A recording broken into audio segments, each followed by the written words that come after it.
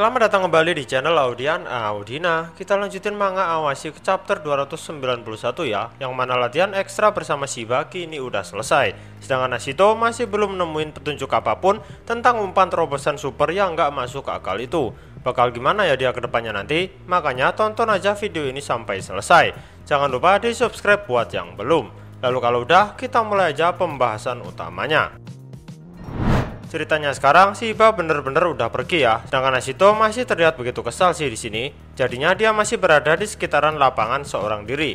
3 orang tua tadi udah pergi ya, dan ya sekarang Ashito duduk termenung sembari perutnya berbunyi karena kelaparan. Dianya masih terbayang-bayang keakraban 3 orang tua yang menemaninya latihan tadi. Dia kagum sekali pada mereka. Orang-orang yang sudah meraih banyak hal dari kehidupan sepak bola ini, nyatanya di umur yang sudah termasuk seorang pensiunan pemain bola, mereka masih bisa bermain bola lagi dengan senyum yang begitu lepas. Bagi Ashito itu benar-benar berbanding terbalik dengan kondisinya yang sekarang, di mana dia merupakan pemain muda tapi masih terseok-seok untuk meraih mimpi-mimpinya. Dan sekarang diibaratkannya sendiri kalau dirinya ini hanya bisa berdiri tepat di depan pintu penghalang terakhir yang memisahkannya dengan impiannya tersebut. Ashito menggambarkan dirinya ini berdiri di suatu pinggiran tebing. Terus para pemain profesional itu ada di jangkauan penglihatannya. Tapi sayangnya ada jurang yang memisahkan Ashito dan para pemain profesional itu.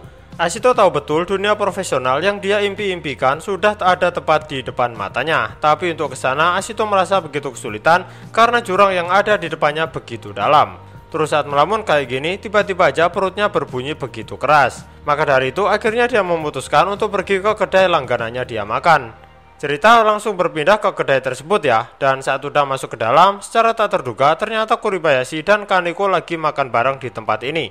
Momennya kayak agak gimana gitu ya. Ashito yang terburu kayak gini, secara nggak terduga malah harus ketemu sama si bocah jenius Kuribayashi. Dan ceritanya di momen penuh kebetulan yang luar biasa ini, orang yang berusaha membuka obrolan dulu adalah Kaneko. Dia menyapa Ashito. Tak lupa dia menyuruh Ashito agar segera memesan makanan yang banyak, karena dialah yang traktir hari ini.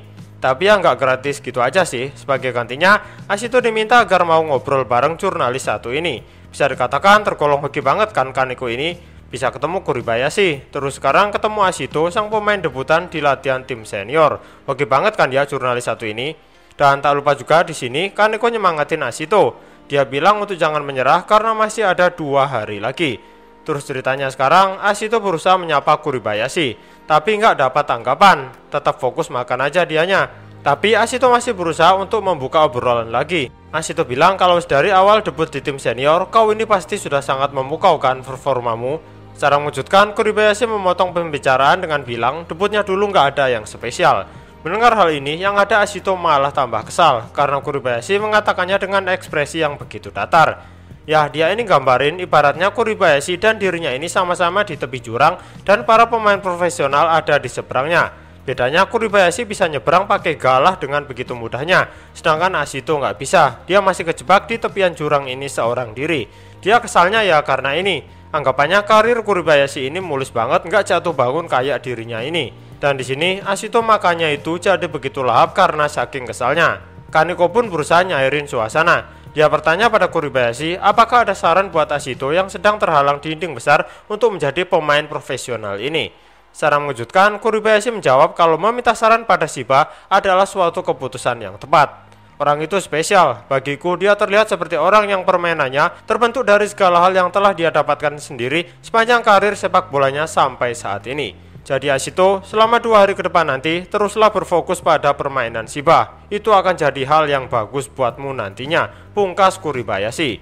Ashito cukup terkejut di sini. Dia pun jadi menanyakan balik, kenapa pemain jenius seperti Kuribayashi sampai bisa mengakui kalau Shiba itu spesial.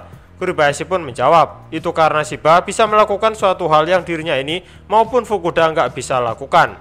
Hal itu adalah tentang Shiba yang nggak pernah bermain untuk tim di luar Jepang. Dia sebenarnya bisa melakukannya, tapi nggak dilakukannya.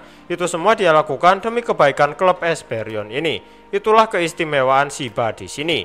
Kuribayashi mengaku kalau dia menaruh rasa hormat yang begitu tinggi padanya. Sadar sesuatu nggak kalian dari perkataan Kuribayashi barusan? Kaneko soalnya sadar sesuatu nih. Dia langsung merespon pernyataan Kuribayashi barusan. Memang benar Fukuda sampai bermain ke luar negeri kan, tapi masalahnya Kuribayashi udah bikin pernyataan seakan-akan dia juga udah main di klub luar negeri. Padahal sekarang aja dia masih main di Jepang kan. Masa nggak ada yang sadar nih? Oke lanjut lagi aja ya. Mendengar sindiran halus Kaneko barusan, Kuribayashi menjawab dengan muka datar lagi. Dia bilang kalau dirinya suatu saat pasti bakal main di luar Jepang juga. Dia menekankan kalau kurang lebih dalam 2 tahun lagi dia bakal pergi merantau ke luar negeri, kalau bisa ke Spanyol katanya. Itulah keputusanku, jadi sekarang aku hanya tinggal membuatnya menjadi kenyataan saja, pungkas Kuribayashi. Semua orang yang mendengar pernyataan Kuribayashi barusan banyak yang terkejut. Dan Kaneko pun lalu bertanya kenapa dia memilih Spanyol di sini. Apakah ada alasan khususnya? Kuribayashi menjelaskannya dari sedikit kilas balik. Ditunjukkan kalau saat masa kecilnya dulu, dia pernah melihat pertandingan di Camp Nou, yang mana saat itu Fukuda sedang bermain dan berhasil mencetak suatu gol. Kayaknya sih alasannya pergi ke Spanyol ya karena melihat permainan Fukuda ini. Terus dilihatin juga suatu kilas balik di mana Kuribayashi yang masih kecil terlihat terluka dan diobati sama Hana. Dia terluka kayaknya gara-gara main bola sama seseorang seumurannya sih. Dilihatkan anak kecil lain juga di sini, tapi wajahnya nggak ditunjukin. Kuribayashi seakan-akan juga jelasin impiannya bermain di Spanyol ini ada hubungannya sama anak itu tadi. Dia nyebutin istilah kantera. Saya nggak tahu sih itu nama apaan. Dan saat ditanya sama Kaneko maksudnya gimana, Kuribayashi tiba-tiba bersikap acuh. Nah, kalau dari sudut pandang saya sih, kayaknya anak kecil misterius ini adalah seseorang yang lebih jago dari Kuribayashi. Bisa jadi anak itu nanti bakal jadi rivalnya Kuribayashi saat merantau di luar negeri. Atau malahan bisa jadi lawan kuatnya nanti saat Kuribayashi bermain membela timnas Jepang. Pada dasarnya ini kayak spoiler tentang pemain yang bakal dihadapi Kuribayashi di masa depan nanti. Itu tapi dari sudut pandang saya aja ya.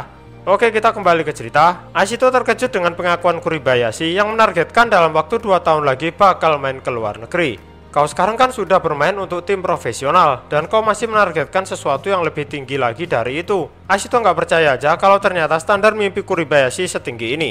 Terus dengan entengnya juga, Kuribayashi menjawab kalau itu memang sudah tujuannya sedari awal. Dia pun lalu bertanya balik mengenai negara mana yang ingin Ashito tuju di sini.